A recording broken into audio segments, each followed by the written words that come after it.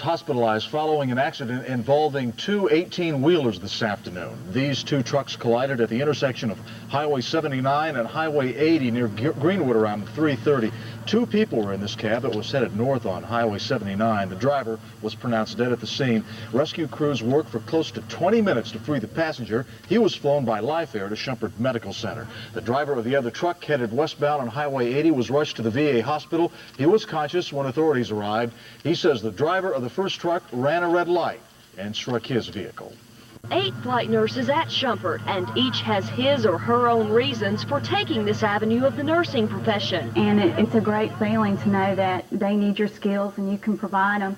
You bring that patient back, and even if sometimes what you do didn't make the type of difference in that patient's life that you wanted it to, you still have the satisfaction of knowing that you did the best you could. For me, there's instant gratification. You are called by people that recognize a need. You respond, you do what you can to help the patient, and regardless, you've done something to either help in his care. They all agree the reward of the job is having a patient who barely had a chance of making it come back and say thanks. The hard part is what you might expect. I guess the roughest part to me is when you do all that you know to do for someone and you've made a one-on-one relationship with that person, and then they don't do as well as you want them to, or they don't make it. Saying goodbye is sometimes really tough. But it's all part of the job, a job these folks love. Sherry Warren, Arklatex News 12. The Medical Center in 1982, it has grown tremendously over the years, with the nurses now... A surveyor falls into a ditch, possibly breaking his back. Within minutes, Shreveport Medical Center's Life Air 1 brings the hurting man to the hospital's helipad.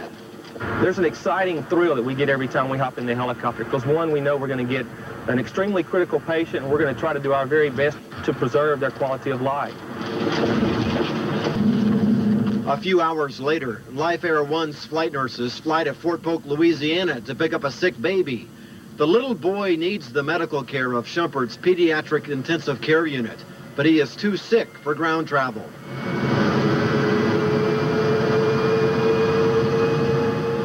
During his 50-minute flight, the youngster will receive care from 2 specially trained nurses, including a feeding at 4,000 feet.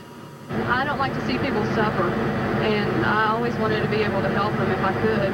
I don't like to see people in pain. I enjoy flying, for one thing, and taking care of patients when they need the help the most.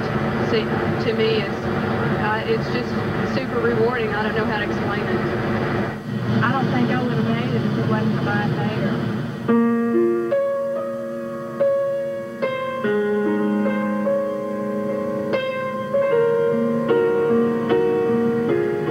There are many Arklatexians thankful for these angels of mercy.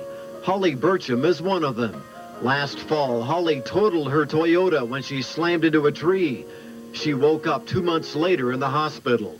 Since then, she's taken some big steps towards conquering her head injury.